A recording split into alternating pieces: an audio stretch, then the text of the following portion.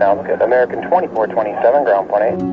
কল্পনা করুন আপনি 2026 সালের নতুন সূর্য দেখে বিমানে উঠলেন, আর কয়েক ঘন্টা পর যখন নামলেন তখন ফিরে গেছেন 2025 সালে। সিনেমার দৃশ্য মনে হলেও বিজ্ঞানের জাদুতে ঠিক এই অবিশ্বাস্য টাইম ট্রাভেলের সাক্ষী হয়েছেন কয়েকশো রোমাঞ্চপ্রিয় যাত্রী।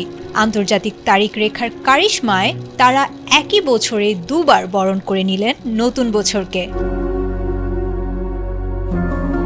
এভিয়েশন ডেটা প্ল্যাটফর্ম OAG এর তথ্য মতে 2026 সালের 1 জানুয়ারি মোট 14টি যাত্রীবাহী বিমান স্বাদ নিয়েছিল এই অনন্য অভিজ্ঞতার। এর মধ্যে সবচেয়ে আলোচিত ছিল হংকং থেকে লস অ্যাঞ্জেলসগামী ক্যাথে প্যাসিফিকের ফ্লাইট CX-880। 1 জানুয়ারি রাত 12:34 হংকং থেকে যখন আকাশে উড়েছিল বোয়িং 777 বিমানটি, তখন সেখানে 2026 সাল শুরু হয়ে গেছে। কিন্তু প্রশান্ত মহাসাগরের ওপর দিয়ে আন্তর্জাতিক তারিখ রেখা অতিক্রম করার পরপরই ঘড়ির কাঁটা ঘুরতে শুরু করেছিল উল্টো দিকে। দীর্ঘ যাত্রা শেষে বিমানটি যখন অবতরণ করেছিল লস অ্যাঞ্জেলসে, তখন সেখানে 31 ডিসেম্বর রাত 9:28।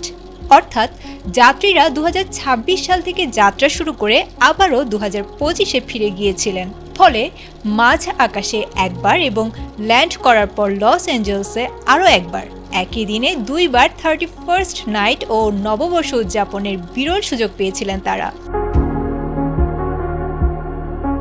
ইতোমধ্যে এই ঘটনা নিয়ে হইচই দেখা দিয়েছে সামাজিক যোগাযোগ মাধ্যমে। নেটিজেনরা একে বলেছেন বাস্তব জীবনের টাইম ট্রাভেল।